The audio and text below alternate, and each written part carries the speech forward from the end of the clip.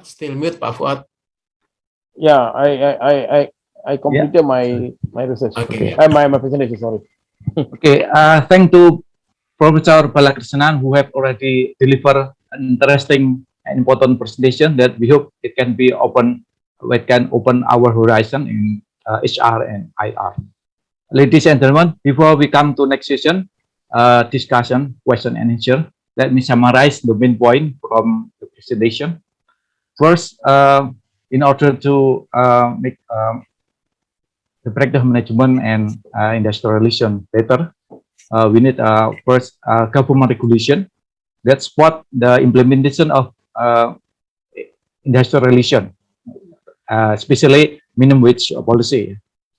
In the case, Minister of Human Resource is very important role related to industrial relation. And the second is human resource management role. From this presentation, we know that the establishing HR policy such as TGM, KCC, and 5S, ISO, Work Council, and so on in the organization is very important, because if there is no intention to establish such policy, I think it is impossible to invite employees to participate in the organization. And the last is the union role. As we know, in Malaysia, it's only 6.4% unionized in the company. So I think it's also in Indonesia, the percentage of unionization is very low. Yeah, but maybe there will be new data. We should update the data. Union role is very important because union will represent the interest of employees. If there is no union in the organization, so I think it's very difficult for employees to struggle for the higher minimum wage, higher wage in the company.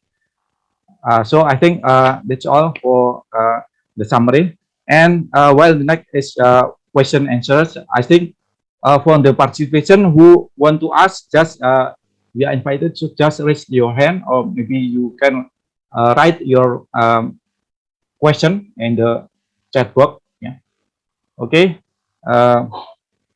Hello. Hello, dear participant. Have any question? Fauzi just write the question in meeting room, meeting chat, meeting chat, Pak Fuad. Okay, ya. Ya, oke. Oh, ini ya, yang minimum wage terlalu tinggi itu ya? Iya. Okay. There is one question, Prof. Bala, from the audience. Okay. If the minimum wage is too high, as we know that in Indonesia, I think the minimum wage policy established based on the province level. So every province, like Indonesia, has 34 provinces, and every province has a different rule for the minimum wage. In, for example, Jakarta, the highest minimum wage level, because there are many industry. So the question is, how will the minimum wage impact on the industrial competitiveness? Because as we know that if the minimum wage is high, then the cost of production is higher too. So the competitiveness of industry maybe will decrease also. What about it? How to eliminate this problem? This is the question. Okay. Thank you. Thanks, Dr. Fuad. There's no exact answer for this, but we can open up the discussion for further analysis. All right. As far as concerned, like now we are facing COVID-19. Am I right? So COVID-19 actually there are two things to consider, because now at this moment most of the companies close down, but now they open up lah. I'm talking from Malaysian context. I'm not sure about Indonesia context, and I know Indonesia, they are based on the province like you mentioned just now, salary. But the most important thing that like I said in the formula just now, kan, the ability of the pay by the employers and also by the employees. But again, we are not simply like propose the numbers, not like that, because it will damage anyway the economies, right? But of course, there will be data to provide to support us. Like example, we engage with the people, with those people in the industry, and of course they say, please don't increase the minimum wage at this moment. But of course, the union said no, we cannot survive, and all this. So it's actually two-way things, lah, not one way to that. So what we try to do, because we don't want to damage the competition of the industry. Industry must keep on moving, and at the same time, but if culturally you're looking at the employers, they are okay. They are agreed that okay, fine with the minimum wage. But what I'm trying to say that minimum is a minimum, not maximum. We're talking minimum, minimum to sustain the life, Dr. Fuad, but not because we are going to have a maximum salary. No, it's a minimum to look at the condition. Just now I shared the formula with you all. There will be a lot of issues to be considered, like cost of living, productivity level, and so on. So that's why we fix on the. So Indonesia in the past, I think they're using different model, right? But now that they're trying to use the like what we are using the same thing like we're using. So when you collect the data in the right place with the formula, and then the formula will determine the salary, how much to pay, how much, because we are getting the macro data and also micro data. So to cross type, right? So I think we are not simply propose. No, we can't do that. We need, that's why the technical committee very important. We look at also industry competitiveness, and also if industry want to competition very high, you need to put investment on the employee. Why minimum wage is just minimum, but why the employer doesn't put the investment on the employees to make them a skill, make them a better employees, make them highly motivated employees, so that they can produce more and more. See, the employee is actually human being, okay? And salary always, they are. I mean, you work for salary anyway. You see, if you get a low salary with 5 kids and all this, you're having. And recently, COVID-19, how many people suffering? I think you know me. We all know that the same thing.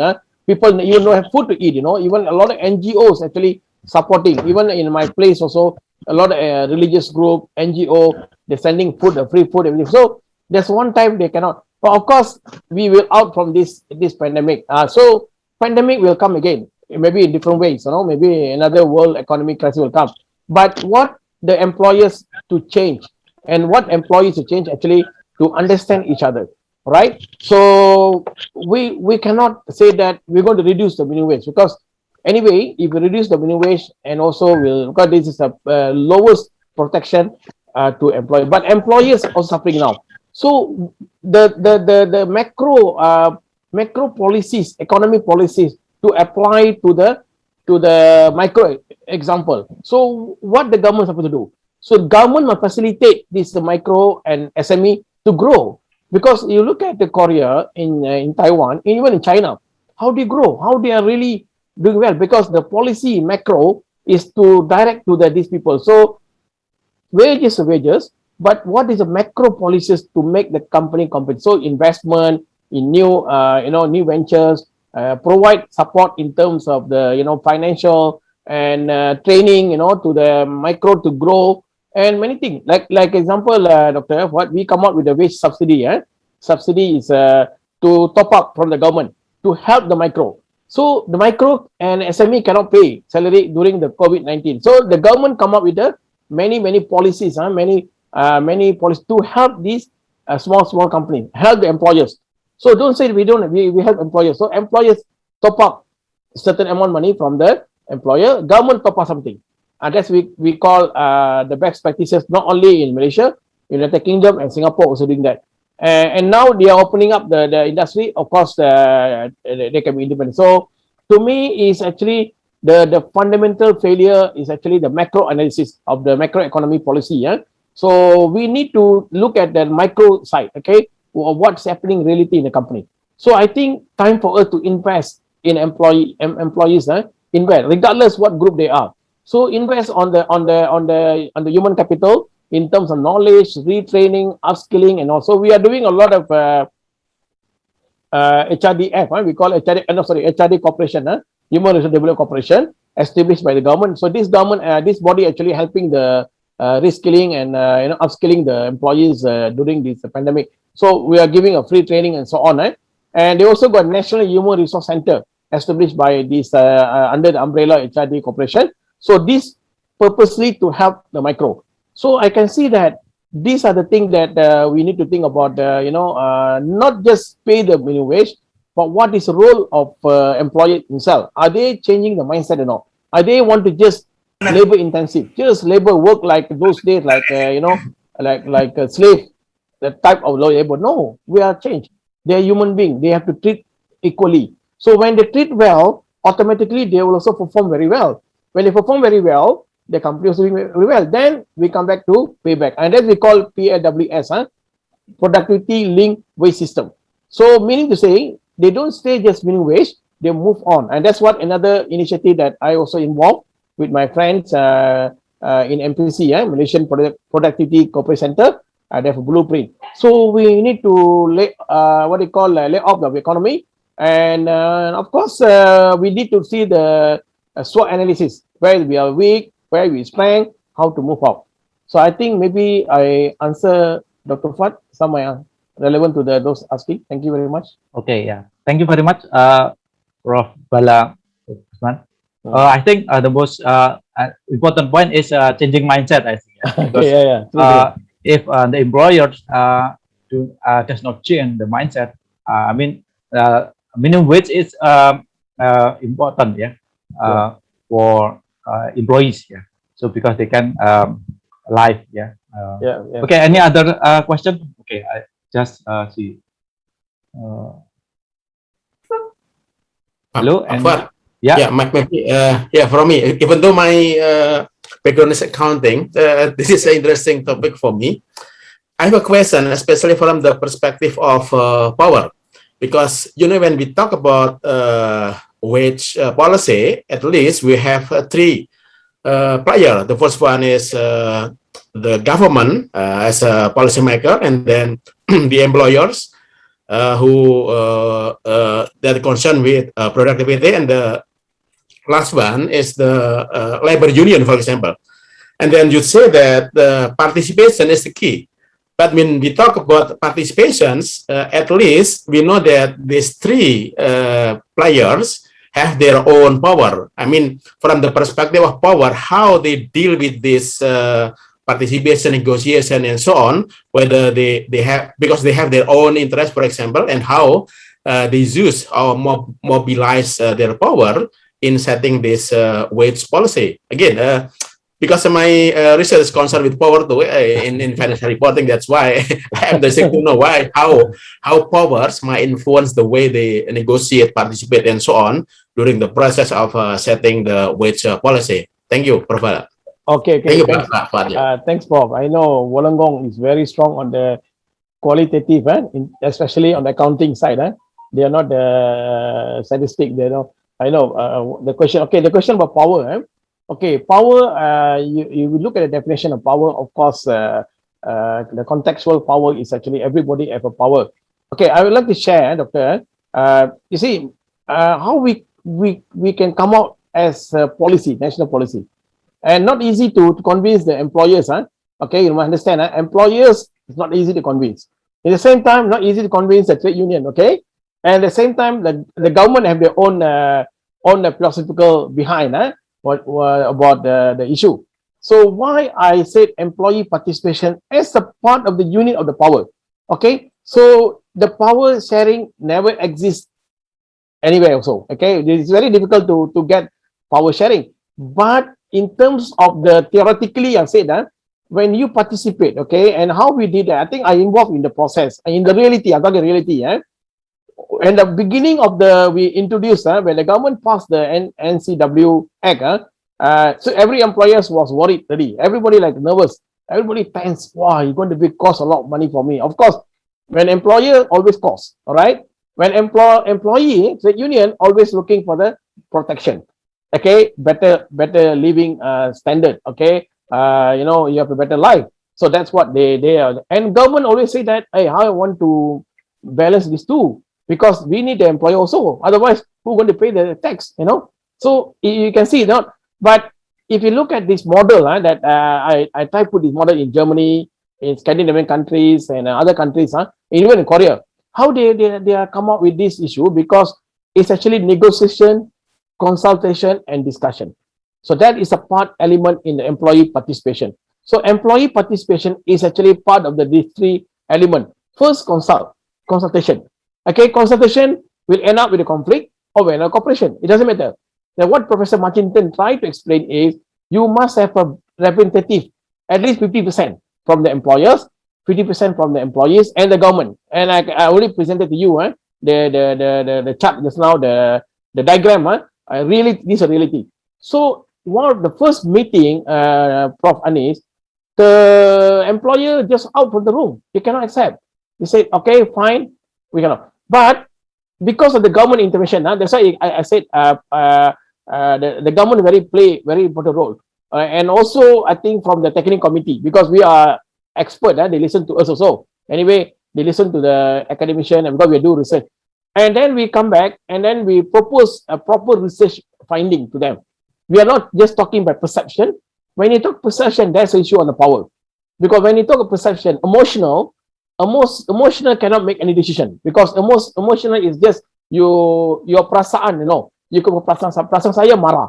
Okay, saya marah kerana apa buat ini. Tapi internally when I have some mechanism, and that's why the employee participation as a tool proposed by Professor Remake, Martinton, Anderson, many people, scholars, and they success in their country, and they do the thing, and so that's how we brought this mechanism, and we pass. Okay, eventually it take time, not easy, take time, and now it's already become somewhat some part of culturally mindset change.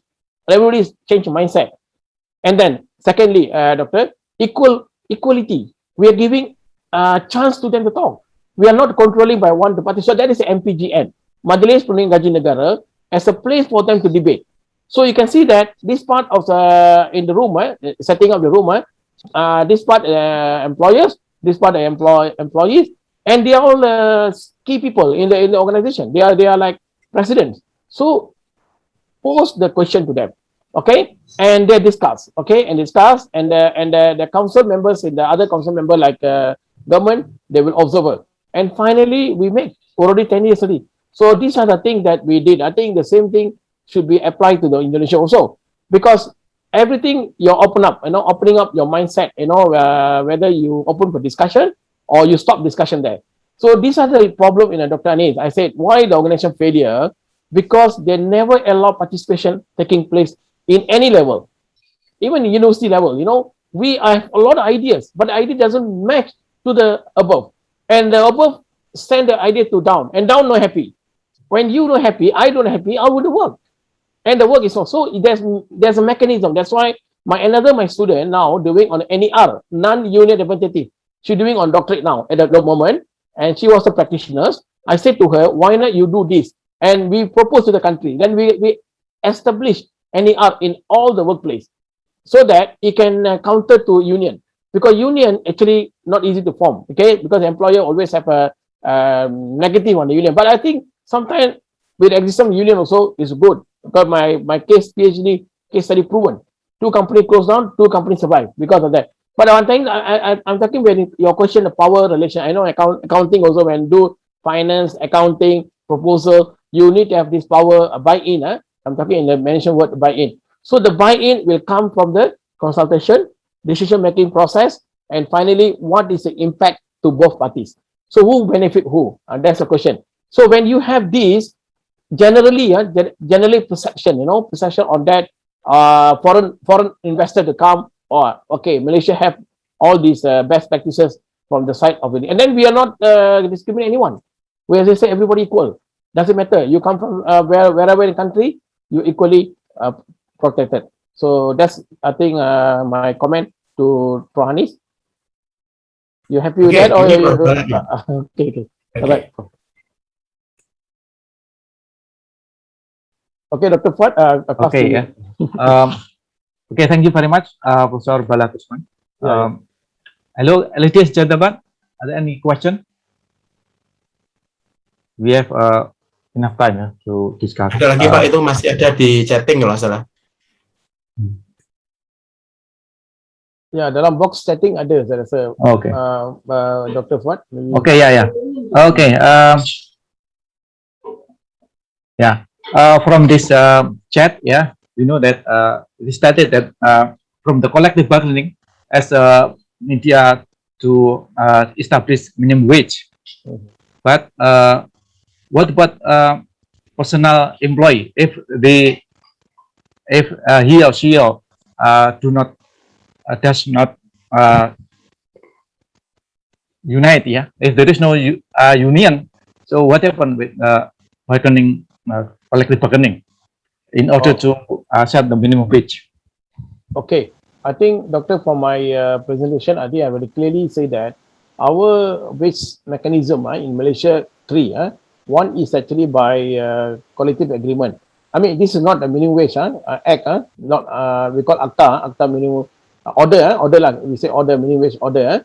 So before we come in National Wage Consultative Council Act, so we got three mechanisms to determine the wages at the workplace. One is using the council 1947. I already informed to you, only certain sectors only covered, all right? And these certain sectors, every 2 or 3 years, they will have an increment, but not all sectors in Malaysia. Secondly, collective agreement. Collective agreement, only those unionized can involve. So about 6% only in Malaysia. And every 3 years, they can determine their salary or other fringe benefit. The third one is a market force. Market force is actually by employer. They can determine any amount they want. Okay, their choice. Okay, they said, oh, this year we are not doing very well. Our performance is not good. Okay, we pay only 200 ringgit. So we found these three. Okay, in one way, okay, but they didn't cover the whole Malaysia. So other 93%, like the question that someone addressed to us, to me, so the other 93% actually need to have a better salary, a better protection by the. So that's why government intervention will come in. So when government intervention, it become act. So anything act go to enforcement. Anything enforcement must be followed. So when we enacted the order, okay, like every 2 years we will enacted a new order, new salary adjustment. So that order must be followed by every employers, and individual employees have a right to make a complaint to the labor department or labor officers, whatever, doesn't matter. But the individual employees, if there's no act, national act, they will pay by market force. That is my mother. My mother was market force. My mother getting 200 ringgit. What she can do at that time? How are you going to live? Luckily, we got support from my, my family members, my brothers, sisters. I survived. I become professor. Otherwise, I don't think so. I can come this level. No way I can be someone. Luckily, in my family, my mother is so good and helped with my sister. And at least a few of us become graduate. Few of us doing in the government sector. Not so, but at least they become teachers. Some of them become the headmaster and myself professor. So I'm not saying that this is actually, applicable to Indonesia. I'm not sure about that. But at least national policy cover everybody, regardless, 100% covered. So at least every 2 years, within like 200, 700 ringgit, now they got 1,200 ringgit, which is, I think, Dr. Fuad is really, really good. All right. In fact, the graduate also, I think, getting the same salary now. That's another issue that we are discussing now. Very serious. Because the graduate actually going to the minimum wage now. I think Indonesia also happening because they're now jobless. Imagine graduate who are trained for 4 years, they are going to getting minimum wage, which is, I think, wrong. I always tell the graduate, you are doing something wrong decision. Your life, you're going to taking the poor people's salary. You suppose go for IN. So the employer must be. So we are looking at another spectrum. Later, Dr. Fuad, we are discussing about the graduate, how they want to survive in the market. They cannot follow the minimum wage. But the trend is like that. I think Indonesia, I'm not sure the situation now. Probably Indonesia graduate also going to get a salary, any salary graduate, what they call, because they're jobless anyway. But that is something we have to think about that. So for me, I think my explanation of the part already explained well that this act cover 100% to everyone in Malaysia, and also any workers they call from the foreign countries or local, doesn't matter. So let's say Indonesian workers working in Malaysia, they must pay that amount of money. There cannot be lower discriminate. Cannot. If a discrimination, the enforcement they were there, the law can be taken action on that. So I think is it clear, Dr. Fuad? Okay, yeah. I think in Indonesia, there is also exists what one first is CAMRE regulation. CAMRE regulation usually every 2 years must be agreed by human resource agency in every regency. Okay. And then also government regulation at a minimum wage. All right. So if there is no union in the company, Okay. so there is no collective bargaining, then Right. every company should have what we call company regulation. It will be agreed by human resource agency in every regency or city in Indonesia. All right. So that's why every 2 years the company regulation will be reviewed. Yeah, if there is, for example, inflation increasing, and then any other trouble with production and marketing and so on. So basically, maybe it's not far different from Malaysian practice, yeah, in HR. Maybe Dr. Fa, I add one more point. The MPGN, Majlis Perundingan Gaji Negara, NCWW, right? That council represented by the MTUC, Malaysian Trade Union Congress, which is represent only 6%. So 6%, although not covered 94, but they are the spokesman for the employees. Okay, so you can say that's uniqueness. MPGN, Majlis Perundingan Gaji Negara, they are talking on behalf of the 94 employees, although they don't have collective agreement. So ours is very clear because they are representative, but you are talking a region based. They also have this similar, I think, platform. I think organization, like you said just now, there's a union, there's employers and the government. I think the platform almost same, but you are going more on the city and I think regional level, like Jakarta. I heard Jakarta. The highest, yeah. The highest, I heard. Highest, yeah. Yeah. But of course, even though highest, Prof, you need to look at the condition of the economy. You cannot simply increase without. That's why I said there's a proper data be collected and a proper committee must be done the research. This is a committee that I don't know whether it exists in the Indonesia Council or not. I'm not sure. But there's must be proposed. That means there may be some professors, sitting on the council, do some research to propose to the council, and then only council can discuss. Otherwise, you cannot discuss by emotion. There are no way emotion will discuss. That's why Prof. Anis was talking about the power. There will be inequality on the decision making, and it will affect the whole economy of Malaysia. In the country, regardless in Malaysia or Indonesia. Because in the final product, we want to see all country grow fast in terms of the economy, and at the same time in terms of decent living standard for the community, for the people in that particular country. We don't want the company make a lot of money, but the people suffering now. That's not good. That's why you look at the foreign countries and you can see everything because they're paying so much facility to the employees because the country already up to the certain standard. So this is I think we have to look for that. So time for us to reflect ourselves. How many? Excuse me. How many percentage of the employees which become Malaysian employers federation? How many employers? Because in Indonesia it's low percentage, not more than 10%. Employers become member of APindo. Yeah. APindo. Indonesian asosiasi pengusaha, like Malaysian Employers Association Federation. Yeah, MEF. I think, Prof, Doctor, we have many, actually. We have many. The biggest one, MEF. The other one is FMM, Federation of Manufacturer of Malaysia. We also got state level, like Sabah, they got own Sabah Employee Federation. But the big voices, actually MEF. I think they got big numbers. They are MEF got the bigger numbers. The exact number I don't know, but I think at least 40 to 30% they become part of the member. And that's why you can see representatives at the MPGN, they are very strong in terms to voice up their voices to the council members and how they deliberate the issue, because they also doing their own research from their own. So they are also like SME, SME association, many. But MEF is the big voice lah. They're representing all over Malaysia. So that's why Prof can see they're having a lot of voices to about in relation to HR issues or any issues lah, for the benefit of the country. Because I think which is a sensitive issue. Usually there is a conflict between employee and employers.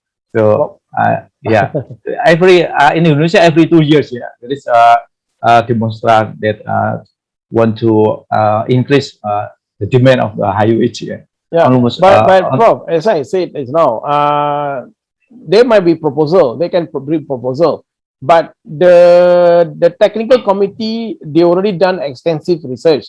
Research will determine their proposal. So they will bring the proposal. Of course, they will bring. Oh no way, we don't increase. We low down the minimum wage during the pandemic. They say like that, and in union will come back. No. There's no regardless the pandemic or non pandemic, you must pay. But when you look at data, the data will say something to them. So based on the data, they will discuss. All right. So data is very important. The empirical data is very important. The report is very important. The final report is very important. So that's why you see when they discuss, they are based on this. That's why I said technical committee is very, very important. So the technical committee will propose the numbers, the proposal. We propose many few, okay, maybe 5 proposal. But the proposal, they will ask question, they will discuss, and that's how the intellectual discourse will take place at that place. Everybody look at the fairness, inequality, and this one. So this is like a framework. The framework, the whole situation, and then they agreed with that. And again, Prof, you don't just stay there. You will go to cabinet, and cabinet again they will discuss and come back. So you can see the process or not. It's more to democratic process, independency. It's not the government take the initiative and then yes like that. No, it won't be happen like that. So it's going by process by process. Okay, thank you very much, Okay, Professor Bala. Hello, any other question? Maybe again from me, Pak Fuad, because Okay, again this is interesting. This is excellent, especially for academician. Okay, Prof Bala, you said that in the what's a technical committee, okay, your government include academicians, so more academicians, for example. Does it implies that the parties put trust more on academicians than other, or something like that? Because again, if we talk about how we set minimum wage, and then you say that there are some academicians, including in the process of setting wage policy. So does it mean that they put trust more on academicians than other? Oh, okay, Doctor. Prof, Pranis, I think we must understand. MPGN is a higher body, am I right? MPGN, Majlis Perundingan Gaji Negara. That one is the purely practitioners. All of them practitioners. They're really practitioners, not their own. They are the MEF. MEF representative all the employers. That means they know the problems come from. MTC, they know the problem because they come from union side. They're really on that. So technical committee, actually the role of the committee, which I explained to you before, they are actually doing research. Okay, so why they select academician? Because we are involved in that particular research, like economists, economists, econometric and economists. Like I'm from the labor side, so the selection committee, they have selection committee actually by MPGN. Their representative will be MPGN members. They form the committee and they will select. Okay, so we are selecting based on our expertise. Not anyone select. No, based on the race or religion or philosophical. No, nothing. Oh no, like me, I'm very much support union or employer. No, like that. They are going by the expertise. Okay, and then as I said to you, the formula very clear. The formula talking about PLI for the paras kemiskinan, poverty line index, and then also median wage for the employers, and then and they also got people from the MPC. They call Malaysian Productivity Center. They are really practitioners. Their job just doing a lot of issue on productivity. So they can give input productivity. And there are also people from the labor department, statistic department. They are the anchor in Malaysia to give. So we are comprised not only academician, but also from the professional body. But we cannot put the employer in our technical committee, because the way you put the employers, then there will be no fair for the employees. You cannot put two of them here also, and then there will be no way to there are proposal. I think you're right. There were some proposal come from them, MPGN. Why not you put the representative from the employers, and we rejected. Oppose. You know why? Then you cannot give a neutralism. You cannot get a neutral result to fair both parties. But our proposal, our finding that we do the proper research. Can I say to you, Doctor? We go around the country. We go the FGD. We not meet MEF people. We also meet the individual employers. We also meet the individual employees. Sometimes we put a different room. Like one room, let's say I conducting employers. Sometimes I conduct employers. Another room conduct by my friend. So we conduct, not from the employer side. We conduct. We are the giving empowered to us, because this is body established by the government, but of course supported by independent body. So then we come back, and then we get the statistical. We're also doing the questionnaire. We sent the questionnaire about few thousand questionnaire to the employers and also employees, and then we got other data to support. So when we propose to the MPGN, we're giving like 3-4 proposals. Okay, we say we don't agree paying minimum wage for regional. Example, we want to go one. We reject the city because we found in result A, B, C, D. And this result have impact to the different people, different group of people. So when you go to MPGN, they have to discuss again. And who discuss this? Really practitioners discuss this. And then they agree. Okay, normally I see throughout my experience, they agree with our proposal because they're trustworthy on our data. That's why I'm not said academician in it, but they go by expertise. So of course, academician is a play a role because they have a research done in the university. So they think, okay, and we are not one university. We come from various universities. We come from UPM, UITM, and all. So they don't go by university, Doctor? No university, by expertise. Not say, oh, UM, the top university. No, like that. No, we don't like. The various universities come and like they go by individual. Like Prof Anis is expert in accounting, okay? So they found that Prof is the right person to sitting on the committee because he can talk from accounting perspective. Maybe Dr. Fuad, I'm not sure what Dr. Fuad feel. Management, let's say you do a lot of employers, so you can sit there. So he and Dr. Anis is actually independent, neutral, in neutralism. You are not supporting one to another party. So you can see that, Prof.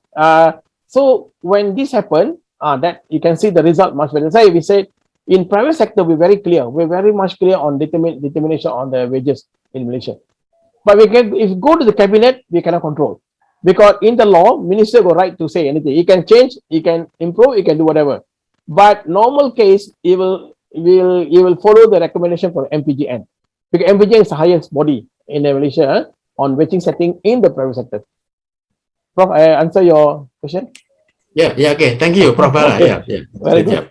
Why not we listen to our student, doctor student? Doctor student must Okay, speak up. We invite a doctor student. Hello? Yeah. Don't be Hello. shy. Hello. Anybody want to ask? Please just write down your question in bahasa Indonesia. It's okay, ya. Hello. Saya tengok sini Farida, Indrani, only face I can see. Farida, Julie, all student ke? Lecturer, Yeah, student? no. Student. Yeah, student. Hello. Any other question? Just write. You can raise. I really want Dr. Student to speak up, right? Dr. Student must don't be quiet because in Asian culture we always quiet, right? Dr. Ani to polite. Yeah, you ask Dr. Ani in Australia, wow, the undergraduate, so many questions, we're asking. Don't be shy because this is a time for us to, debate and intellectual discourse. Hello. Audience participant, would you like to have question? Or the academician also can, Maybe Dr. Ariana, I think you are the one expert, so you should speak up, Dr. Ariana. I saw you are here. Okay, Professor Swarnomo, Professor Anis, and also lecturers of UNDIP. Greetings from Jakarta. Allow me to introduce. I'm Aryana Satria. I was involved in several research with Prof. Bala since we were students in Australia. Good morning. Morning. Morning. Maybe I will add some comments on the speech of Prof. Bala. Like Prof. Bala mentioned about Joint Consultative Committee. In Indonesia, according to the Law of Manpower, number 13, 2003, in Indonesia, if there is no any trade union or serikat pekerja, there is a institution for every company or organization even. It will be called as a LKS bipartit, Lembaga Kerjasama Bipartit. LKS bipartit, or in Indonesia or in English, Joint Consultative Committee or Labor Management Committee, is mandatory for all institutions employing more than 50 employees. It means even if there is no any specific trade union, then the institution may be used as a social dialogue or a forum or avenue to talk about whatever issue regarding the workplace. Then what Prof. Bala mentioned about democratization of the workplace can be conducted through that institution. And this is a formal institution since it has to be registered towards the Office of Manpower in the regional area. And it even have to conduct regular meeting, and the result have to be reported towards the Office of Manpower. And regarding the role of academics at in Indonesia regarding the establishment of the wage, minimum wage, we all in the past, yes, some of the role has been included because generally in wage council in regional level, even in regency or city municipal, or even though in provincial, it always involves academics as part of member. Like I was a vice chairman for the wage council in Jakarta. At the moment, the members comprises 7 from trade unions, 7 from employer federation, as well as 7 times 2, 14 from governments.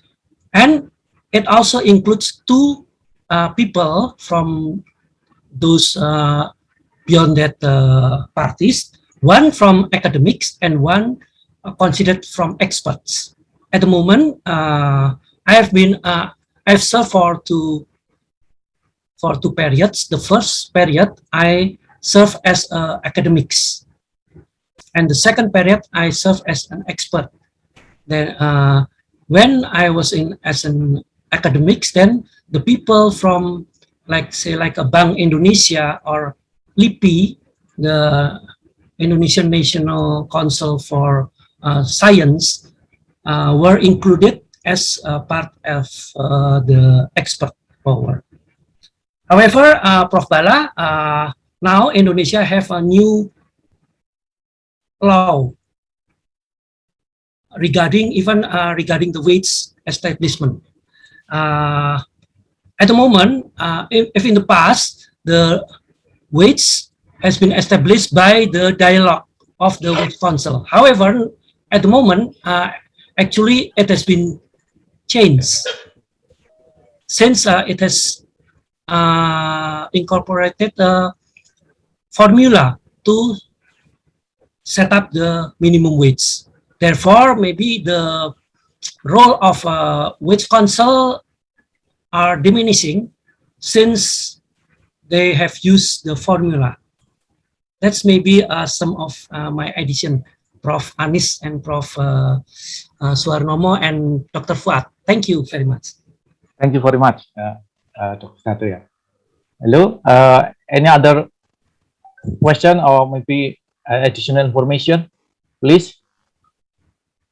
Dr. Fuad, anyone Yeah. from the employers, your student, Dr. Anis, Dr. Fuad? Any from employer side, employer studying Employer. doctorate now? So maybe they can give some comment on the minimum wage. All si Pak Anis, Prof. Utama student. employers. Employers, because I know doctor student, most of them sometimes they are from the employer side.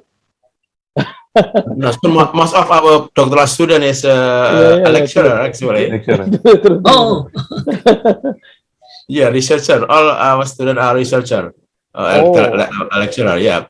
Oh no, I know they're researcher, doctor student, but they are maybe working in industry. Maybe No, I'm not sure. I'm not sure about that one. I'm looking for the name.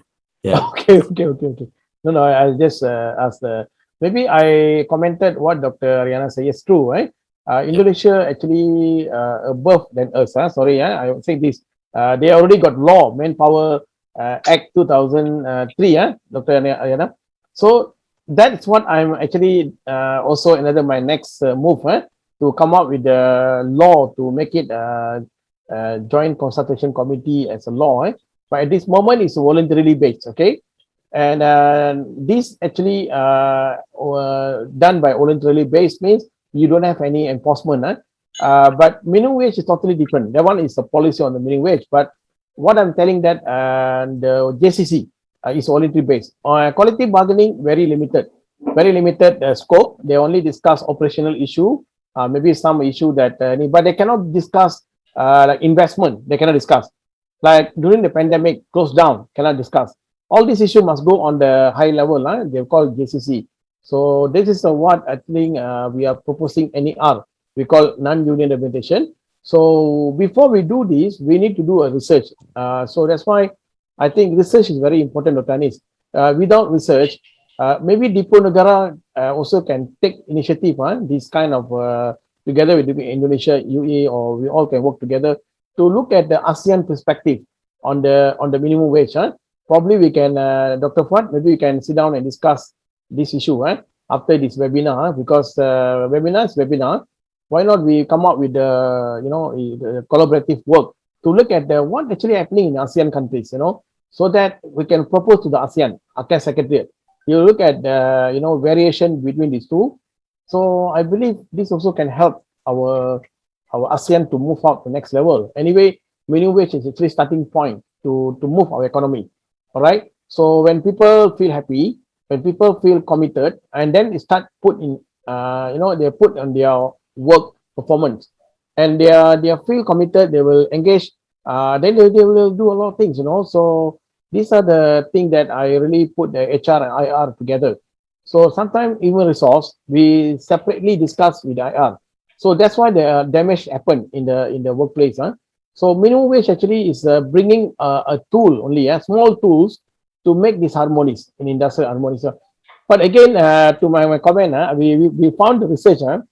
When employee feel happy, oh, I got the salary, and then they know the law protect them. That's also no good.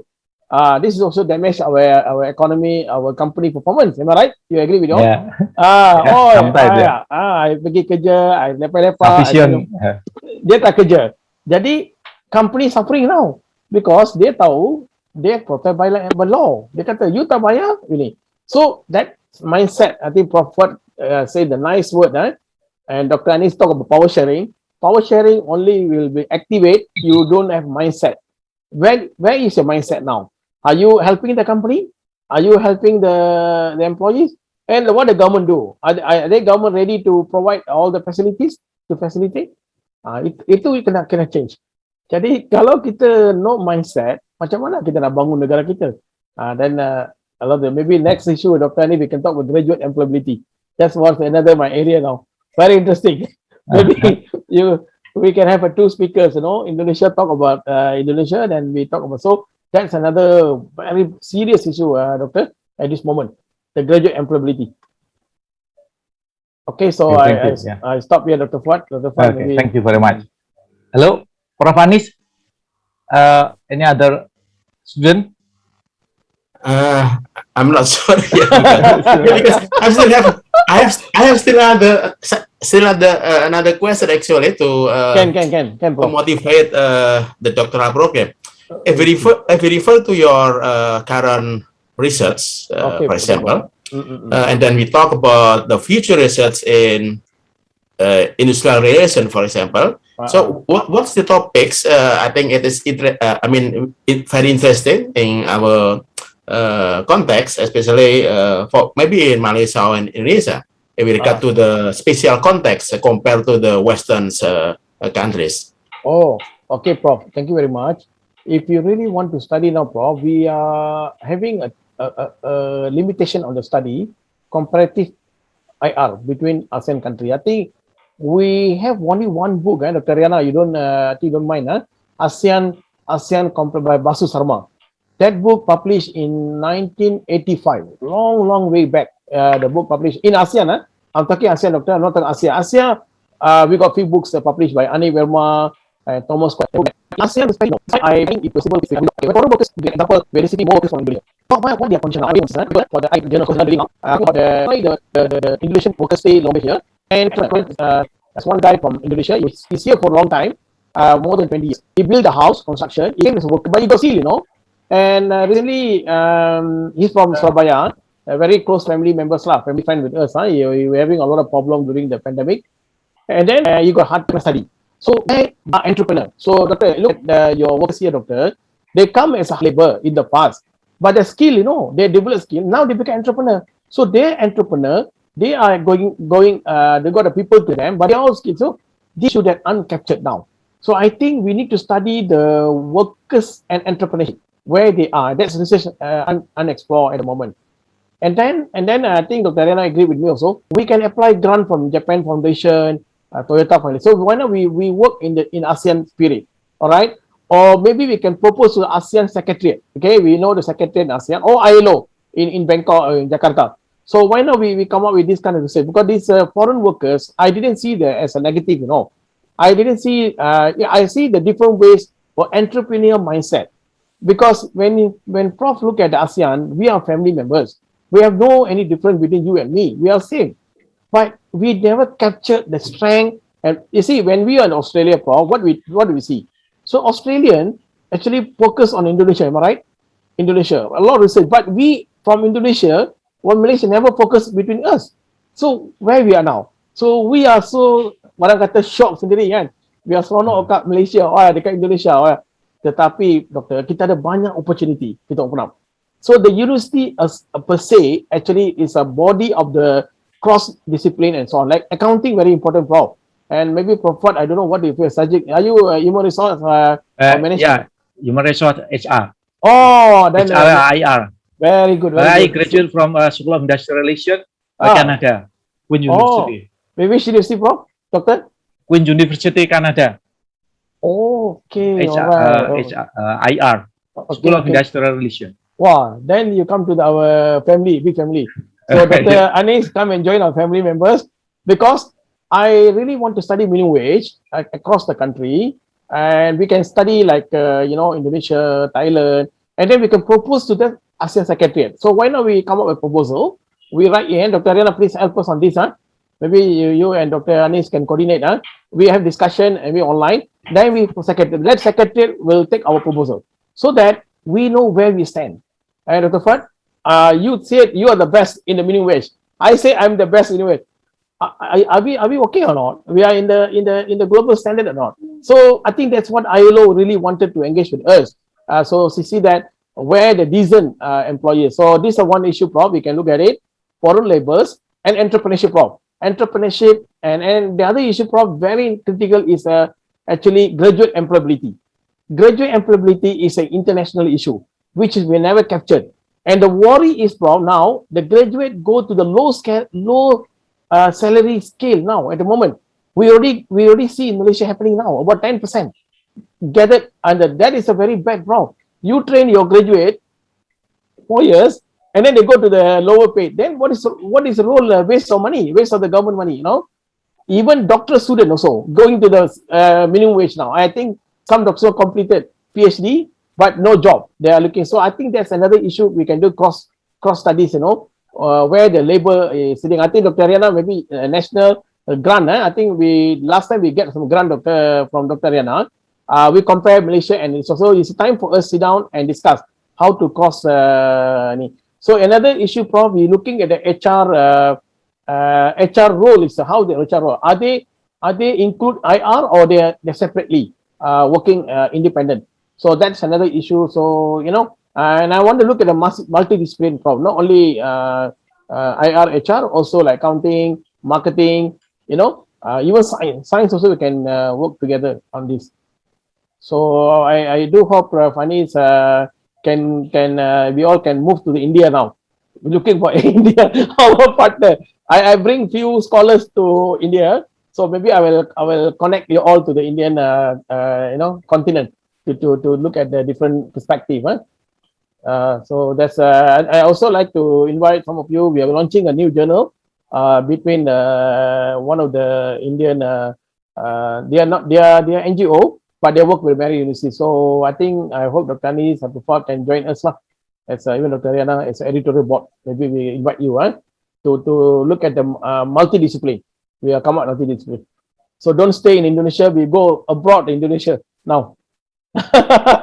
Yeah. Agree. Yeah. And we also go to Wollongong, Prof. Don't forget Wollongong. Yeah. Wollongong is our partner. Okay, there is another question maybe from Pak Irawan, Pak Fuad. Okay, yeah. Okay. Pak Irawan. Yeah, okay. Thank you, Mr. Fuad and Prof. Anis. Prof. Bala, Okay. talking about minimum wage. Yeah. I think for labor is determined by the point of balance. I mean equilibrium. I'm sorry, I am in a background marketing. Oh, marketing. Okay. Yeah. Mm-hmm. But with the supply of the labor market and the demand for labor, in the market for factor of production, according on the microeconomic. However, in reality, Prof. Bala, sometimes there is a market failure. When the balance point appreciates the wage of worker below their socio-economic level. So that this make the workforce not progress. I think the policy is not the best way to fight poverty. With the determination of the minimum wage above the market equilibrium, I think market equilibrium point, it encourages the emergence of young people who want to find work, but it's not comparable to the company ability to employ them. So what do you think? Okay, so you are talking from the market forces, am I right? Market, yes, right. equilibrium from the market perspective, the demand and supply of the labor. And you said many young people also looking for a job, am I right? Correct. Okay. Are you academician, doctor? I'm a student of PhD. Oh, student. Okay. Thank you, Pak Iwan. Okay. You're right, exactly right. Because the demand and the supply is totally two issue that we consider in the labor market forces. So actually, labor market forces in one way is a good also. You determine by labor market force, but sometimes the mentality of the employers, they always see that it's a cost. For them, cost wages is a cost. They don't think as wages as investment. All right. For the employees, they think there's no cost. There's something like the protection. So again, the policy that we discuss now is actually cannot solve the total poverty of the people, of the people society, because poverty is another big agenda. It's a cross-discipline agenda, not only from the labor perspective, but also from the many perspectives. It's a rural development, urban development, what they call industry policy and so on. So these all will cross over each other, then you can see that. So coming back to your question, the young people, yes, today industry is going to be very limited. Limited. They don't go growing like what happened in the past. Manufacturing becomes smaller, become trading company, and actually now China become giant. So all the things made in China, and then they send back to ASEAN country and so on. So people become like less, and then of course employers is not ability to pay, but employer must be innovative, creative. I can say Pak Irwan come to Kelantan. Kelantan is a very best case study you can learn now. They are totally local workers. There will be one small food industry. I'm talking food because Kelantan very much famous on the food industry. They're very creative, very creative. Okay, and they got a lot of money. Even during the pandemic or non-pandemic, they make a lot of money. But the employers, the owner, very creative. They're micro industry, very creative. They got less than about 20 people, employees. They work only half day, 8 to 12. And they finish all the food finished by 12. You cannot go beyond 12 o'clock. That's it. And the workers will be very happy. Why happy? Because after 12, they can go back home and rest. All right. And their job is not very like, the boss is very creative. He creative in way. He not build up, put investment on the restaurant. No, he didn't put like spend a lot of money. No, but his interaction, his PR is very good. The boss itself go and serve. That's the culture that not inculcated in Asian context. The boss go and talk to each of the customer, sitting with them, and he also carrying the, it's like, Japanese style of management. Then the employee, very freedom. The employee, not employer. Employee freedom to do any job. And I always go there and observe them, they have smile. And this guy is very intelligent. He can attract people from the higher level, from the ministry, actress, actor, everybody can go this way. The moment you say Kopitiam, Kelantan, everybody knows. And this is the creative. And he's a Chinese, remember, he's a Chinese, not Kelantanese, he's from another state. But he can speak very good. So Chinese run the business, but the Malay is the workers. And as you know, Kelantan is much on the Islamic value. But when I see that is creativity, he pay well. He don't pay the minimum wage. I think he pay more than that. And the people feel happy, committed. And the way they do things, I can see the services all day. Another goodness, Pak Iwan, he didn't sell the food, He brought the food from small holders, from the kampung people, The kampung people, very good at making like nasi, a lot of rice, different kind of rice in the Kelantan. They send the food to this restaurant. They just exhibit the food, So people like us customer come from Kuala Lumpur. I go at the flavor and the food very cheap. So you see how we make the money? He also helping the small holder, micro. He also helping himself. He also helping the workers. Everybody go. So the policy just policy. It's just policy just helping. So that doesn't appear in many employers. So many employers now only think about one way only, but they don't think different ways.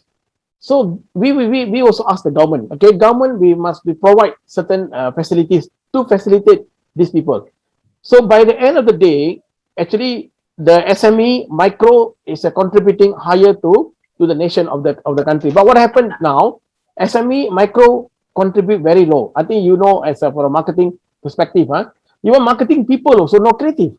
Actually, marketing people can make a lot of money because marketing is something like very useful to the big top 10 employees. So when you talk the market equilibrium, I understand that, but at the same time, people must study. If market force is okay for me, okay one, but you pay under poverty line the salary. So what people can do? So that's why intervention will happen. But this intervention cannot stay as forever. I also question the committee. Are we just talking minimum wage forever? No, we have to move to another level. And then we bring PRWS. Productivity Linked Wage System, Pak Irwan. Kita ada satu guideline. Many companies follow this, very successful. That means you productive, you get other, apart from the basic salary, you get other bonuses, other fringe benefit. Already proven many companies now, and they are start using this. So they can move out from the minimum wage. So I pasti, dengan keadaan begini, our country can progress very well. So you work very hard, you pay. Minimum wage, just minimum. But higher than your competition. You work very hard. So ini tak berlaku. I nampak dalam industri.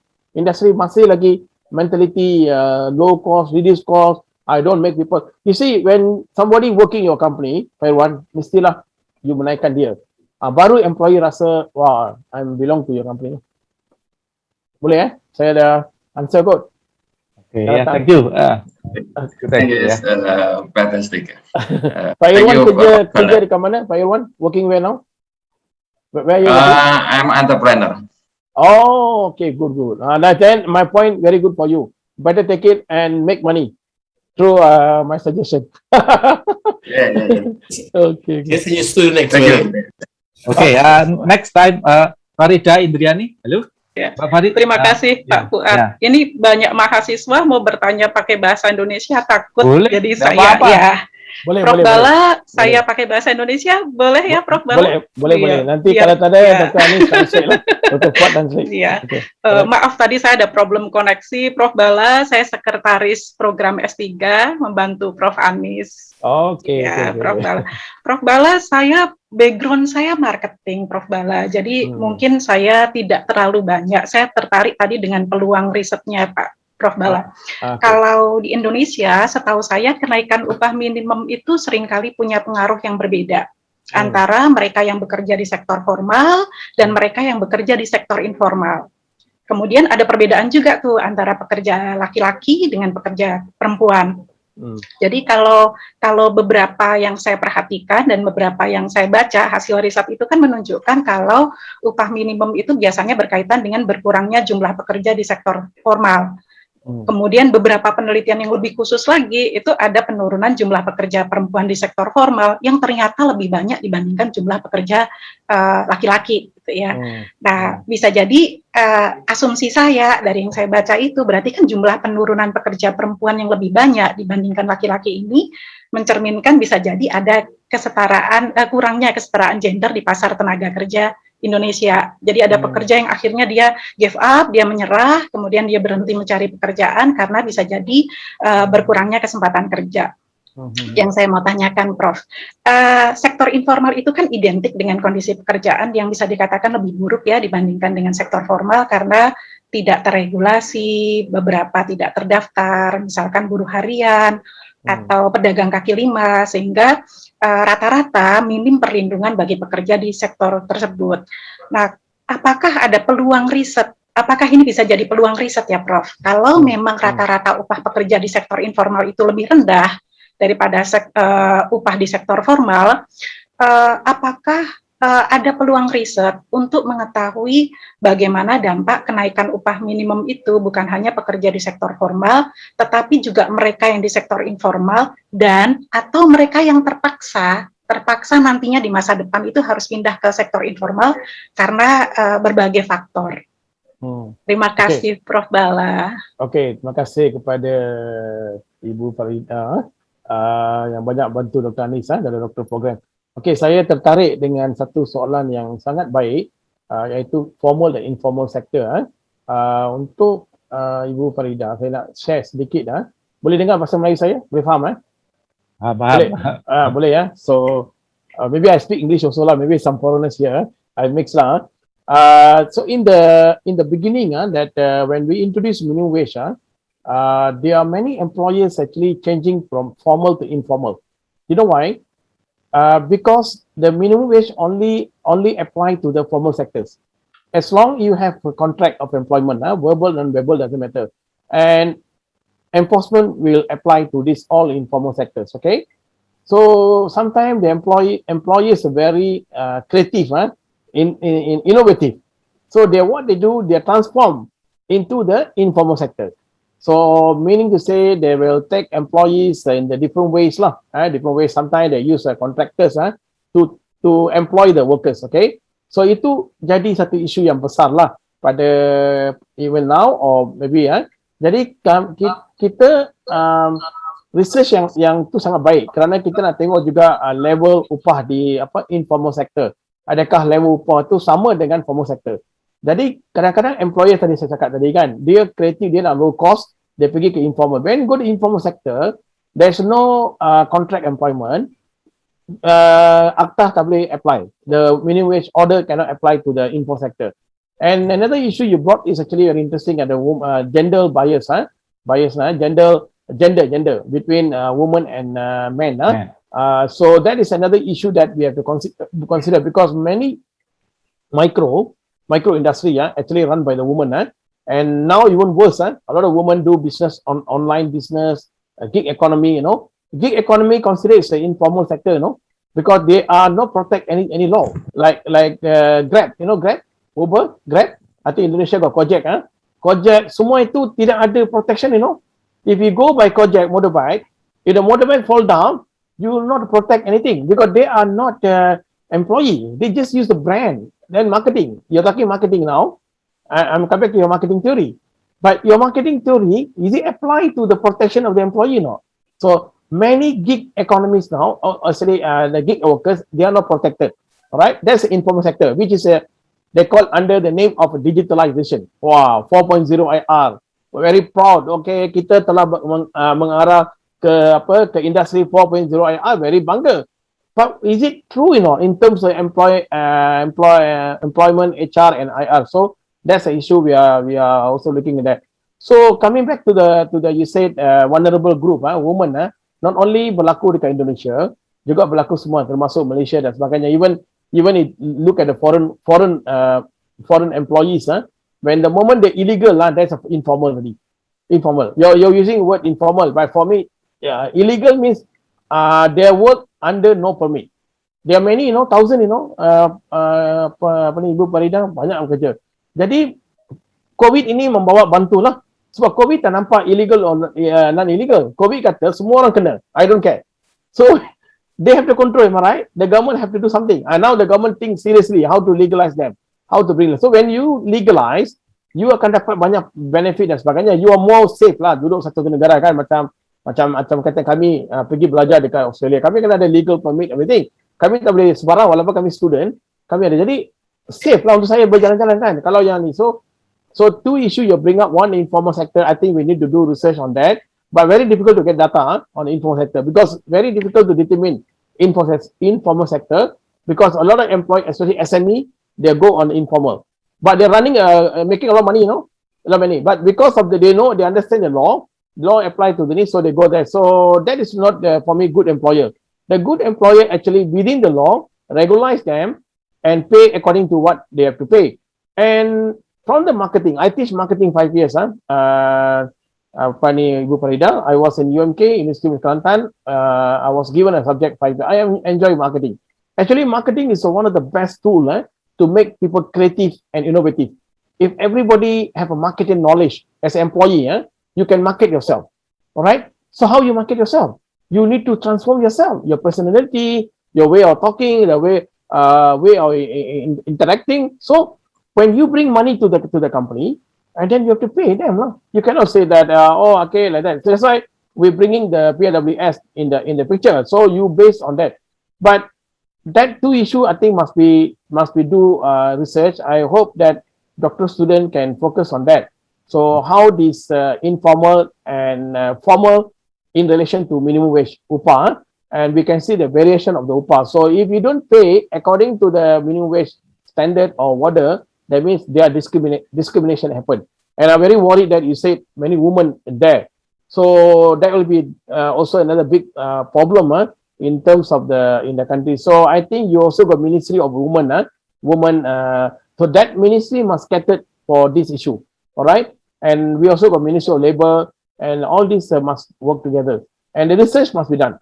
Nobody will trust by emotion, by word. Ibu Farida, you must do research.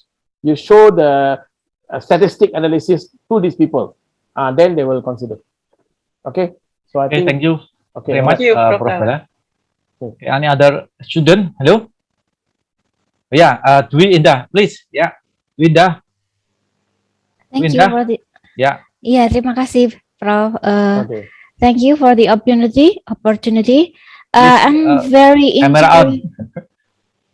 on cam. Okay. I'm sorry. I am very interested in research about employment and labor. And may I get little information about the phenomenon of outsourcing workers in Malaysia, Professor Bala. How is the policy, and is there any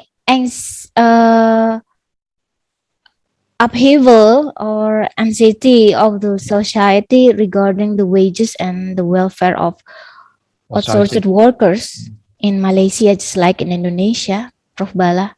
Okay. Terima kasih kepada Ibu Divya. You are a doctoral student, eh? Yes. Or where you working now? Which company? I'm a student of UNDIP. Oh, yeah. Are PhD you working? student. Are you working? Or, Yes, or working? I'm working. Where? Which company?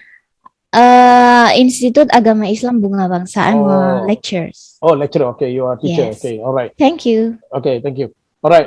So saya try to address your issue, that outsourcing, and also impact. Yeah, of course, that is another trend in the labor market now.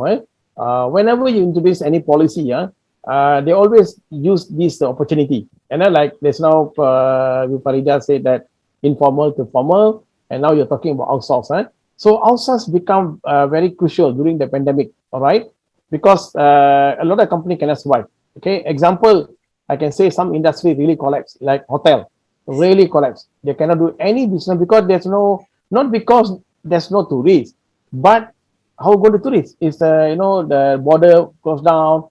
You have to follow the SOP and so on. That's why I encourage you all, but you're not foreigners lah, local they're giving a lot of chance to go to Langkawi. Okay, free, like low ticket and everything lah. The government encouraged to go there and spend money. So that industry gone. Another industry, airline industry gone. You look at the airline industry, making a lot of thousand money.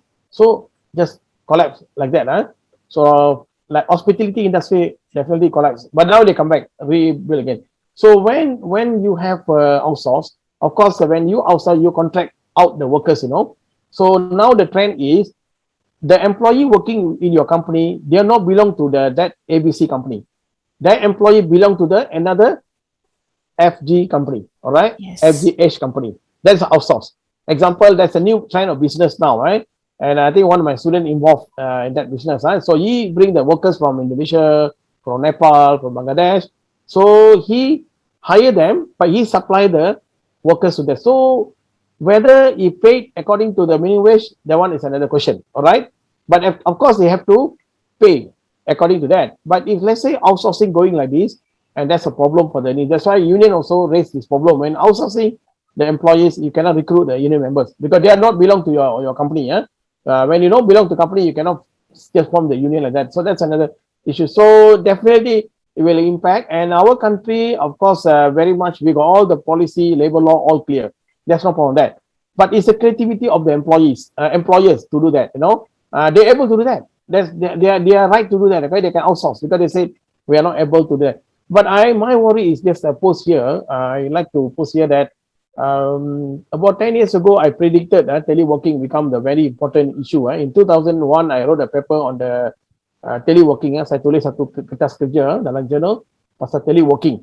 Teleworking, I already proposed some of my proposal on that paper that you must revise the labor law because it's flexibility. Flexibility come under outsource lah. Okay. So all this issue will appear in the years to come, but I don't know when. Even suddenly, pandemic, now everybody working from home, so you can see that you will become now you see virtual conference, virtual meeting, virtual everything. Google Meet, Zoom, all this never appeared, but this is because teleworking.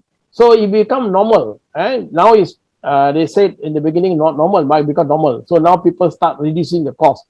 Okay.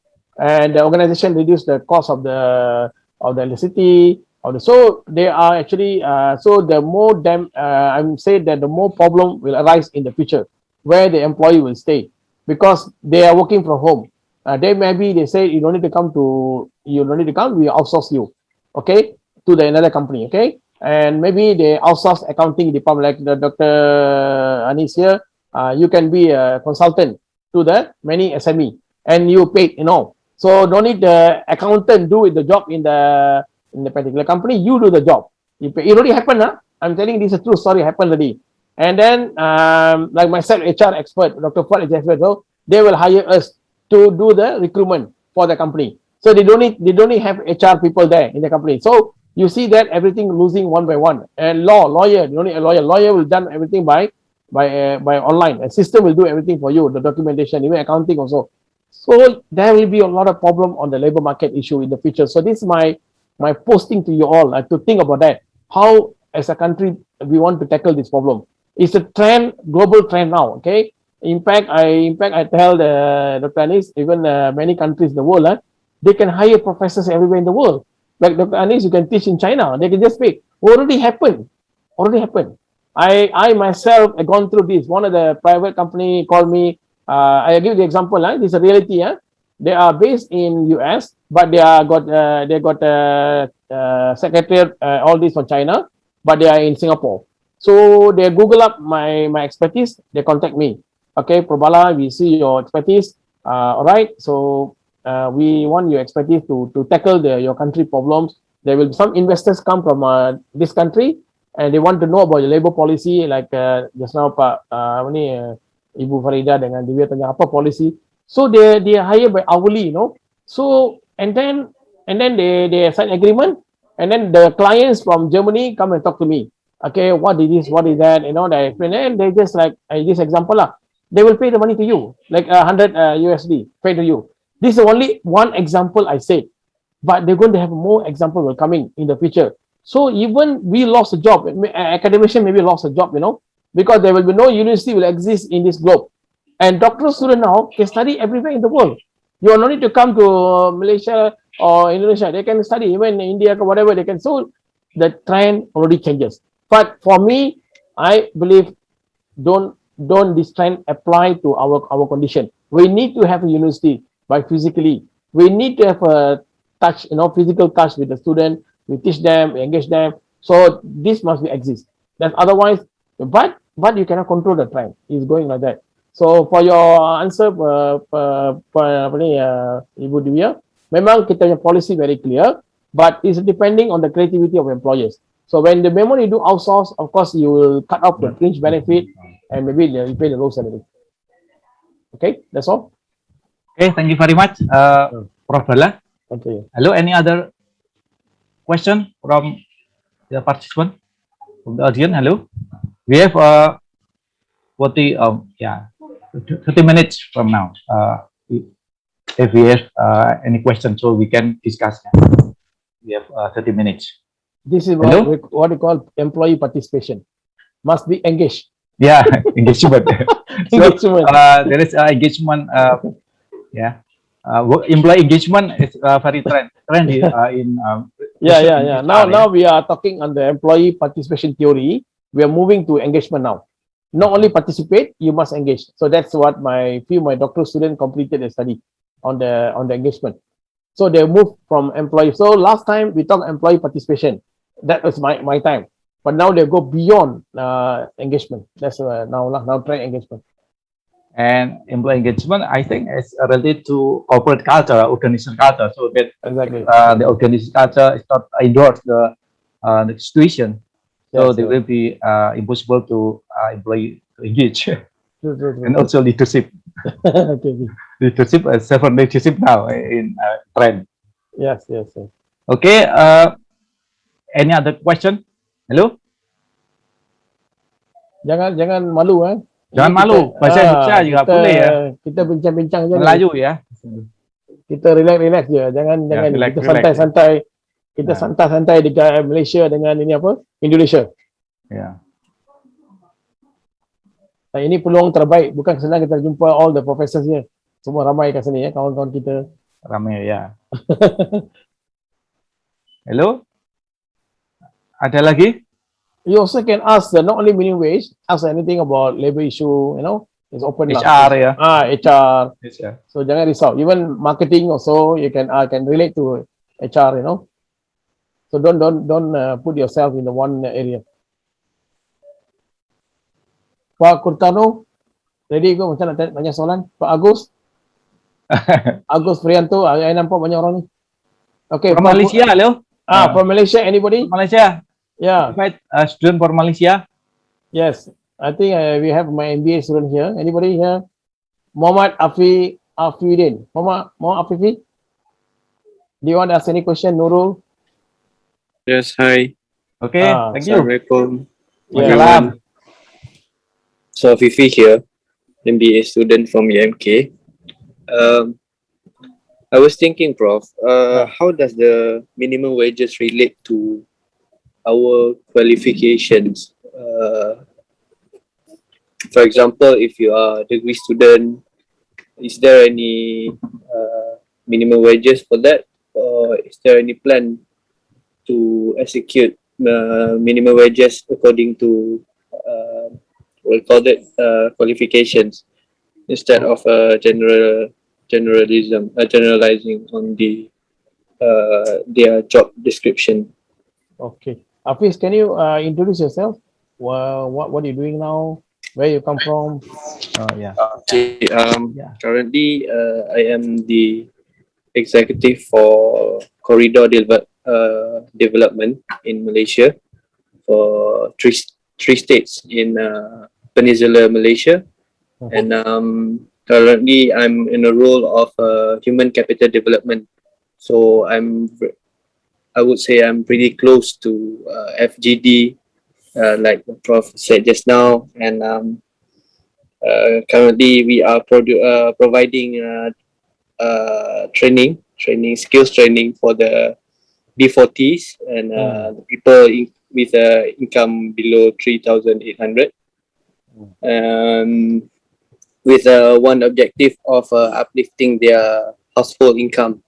So it's quite challenging currently because we have COVID and all that. So very fruitful session just now. So that was my question, Prof. Thank you. Okay, so Hafiz is my MBA student. They will joining next week, but I already invite them earlier, advance. I'm we all different lah. We all very innovative, huh? So I invite them. My class officially start next week. But I think Hafiz working in the corridor. I think I just let you know corridor, under our government initiative, we put a different corridor, East Coast, like East Coast corridor and West Coast, Sabah, Sarawak, everything. This corridor, I think they have put how to develop this corridor, right? So this is basically, and I think Hafiz is in charge for human capital. So thank you very much for initiative. I think what you try to do, actually, we have to bring this minimum. I think your question, minimum wage based on qualification. My simple answer is that there's no qualification. Minimum wage, actually, for those people never been to school. Anybody never been to school, no education, zero education. Tomorrow you work, you get 1,200 ringgit. Good or bad? Answer me. Hafiz. Good or bad? No qualification, nothing. You just sleep at home, no need to go to school, nothing. You grown up with your family and your family, then you get a job at the age 17, let's say 18, you get a salary 1,500, example, by that time. So are you happy or not happy? Yes, of course, bro. So no qualification. Please remind here, no qualification, meaning to say this group really to vulnerable group. They call B40. B40 is below income index, in the poverty index line. Okay. So qualification, that's another issue. When we talk to the FGD, focus group discussion, there are a lot of senior employees working for 10 years. The junior employees just come in after 10 years, salary almost same. Because in the past, market force, they only paid about 400 ringgit. After 5 years, they got 1,200 ringgit. So the new one coming suddenly got 1,200. So they're not happy. They keep on telling the issue. So what we advise them to do that, we say to them, your employers must creative enough. So when there will be changes of salary on the revised salary, like us we're going to do next year, you need to adjust their senior member salary. That one cannot do by the MPGN or cannot. That one cannot be done. That one everybody must get the salary every 2 years. Everybody means if the guy came in as a new employee, you will get. So that not happiness these people. So that means so. What I'm suggesting to the employee in that particular group, we Malaysia we call Jabatan Kemahiran Malaysia, okay, Jabatan Skill Development Department under the Ministry of Human Resource. This skill department only focus on the skill development to the lower group of people, employees. So they can take a courses. They panggil SKM1, Sijil Kemahiran level 1, level 2, level 3, level 4, level 5. So that is specialized on the skill development and is available now. But employees reluctant to take because they not have time to go and take.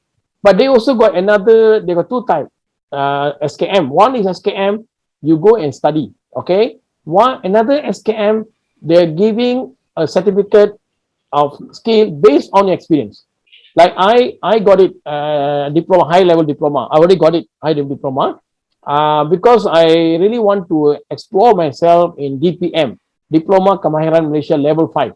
So what they do, they take all my experience because I'm a professor in HR and IR.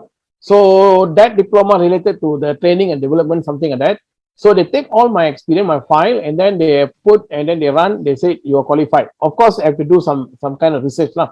But they want no need to go to class, no need to go to class. You pass experience, you're given a diploma, okay? No need to go to formal education, your past experience, because some employees working 10 years. Okay, so I advise them like this employer, senior employer, you get the diploma Kemahiran. I think RPC take this one very seriously in your policy, yeah? And maybe Indonesia government also can take this policy, yeah? I think you may have, maybe later Dr. Ford can explain to me after this, do you have a Malaysian skill development where the group never been to school, we will train a skill development. They can train in different field, engineering, skill, and on. So this actually opportunity for these people never been to school, never been to university. So they will pay based on that. And that one is not happening yet. They don't not any law to apply. So when the moment I got SKM2, Sijil Kemahiran Malaysia 2, of course the employer like Pak Herwan is an entrepreneur. Takkan Pak Herwan nak bayar gaji minimum lagi sebab dia sudah dapat kemahiran, sijil kemahiran. Jadi Pak Herwan akan meningkatkan RM200. Jadi employee yang baru masuk tu, dia terasa dia dianiaya. Betul tak? Saya kerja 10 tahun, tapi saya dapat gaji 1,200. Ini guy just came from high school, datang ke company Irwan dapat 1,200. Unfair. You yourself rasa bersalah kan Pak Irwan? Salah tidak? Tapi you kena bayar. Sebab kena bayar 1,200 kerana by law. Kalau tidak, they will take action on you. Tapi you as an employer, you need to be very creative. I have to pay more. So this is the thing that I think already happening in Malaysia. But many employers doesn't take seriously on this lah. So itu saya punya jawapan kepada saudara Afifi ya. Thank you, Prof. Very clear. Okay, alright. Okay, yeah, thank you very much, Prof. Bala. Doktor, tanya soalan. Doktor, you have that kind of situation in Indonesia? Ada tak Jabatan Kemahiran Malaysia that train the unskilled to skilled people like that? But accreditation is accredited by the Ministry of Human Resources, but they got Jabatan Kemahiran. Do you have like that? I don't think we have. I don't think so.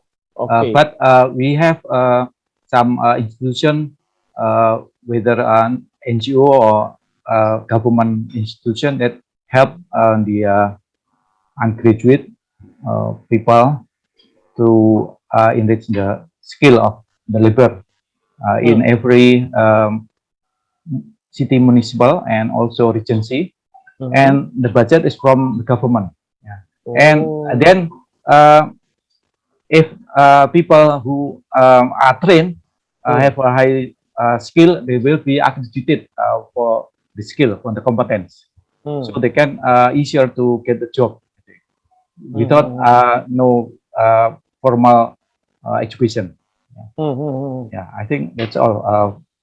So you don't have the proper ministry looking at the distinction. We have, we call Sijil Kemahiran, the lowest, it's a skill related certificate, skill. Yeah, skill related. Like air condition, you can make air condition, but you're not accredited. When you do this course, or you are involved in this program, you don't need to go to study in the university or in the college. No need. By your experience.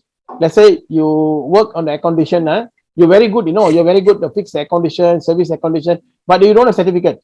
This will help you. So they take your past experience. Let's say you don't have enough certain, you run the course. So the independent consultant will help them to make sure they got the skill. So this is one of the best initiative for the government, for the people who are unskilled people to make skill. But the take up rate is very low, still very low. This is what we trying to our best. So there are many mechanisms to make this employer more productive lah. So that's why I worry that why they pay so low. You know, they should take all this initiative to ni. So Yeah, I think the most important thing is the mindset of the employers also on the employee. If they just want to work just to get wage, then they don't produce more. Yeah, so they just live with ordinary people. They just guarantee a wage every month. Then they don't work harder. They just even in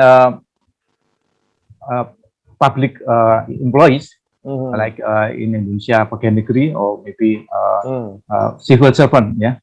Now government change the regulation how to help employee to civil servant to increase the productivity by changing the reward system.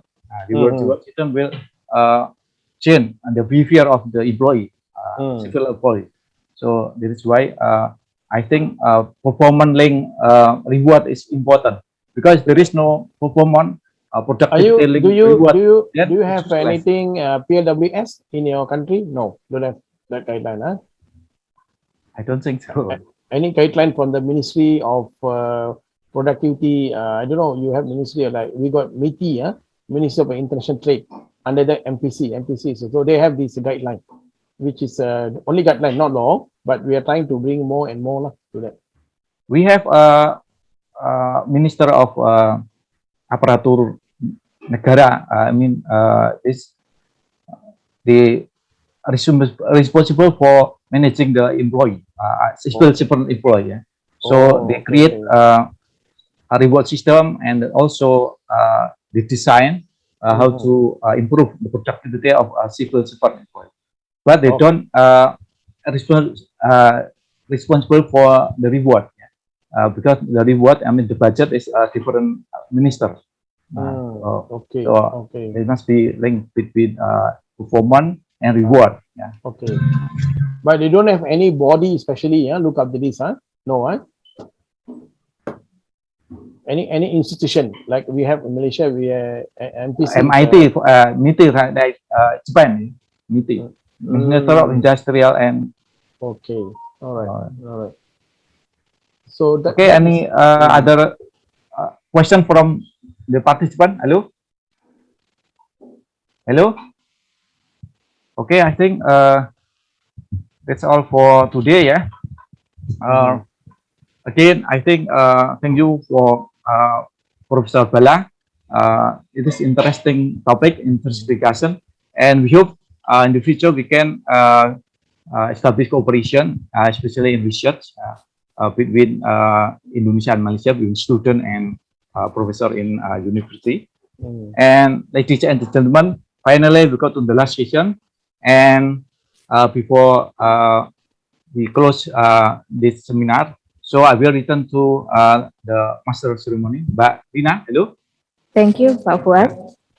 The scientific oration delivered by Professor Dr. Balakrishan Parasuraman. Thank you very much, Professor, for the meaningful lecture. Your lecture will be very beneficial for us.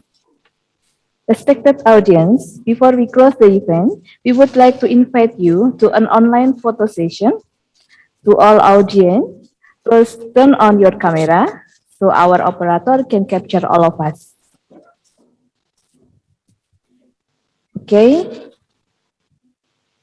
please wait for all the audience to be ready.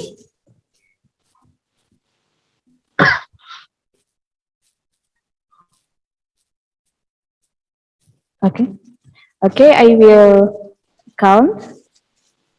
1, 2, 3. Put the smile on. Once more. 1, 2, 3.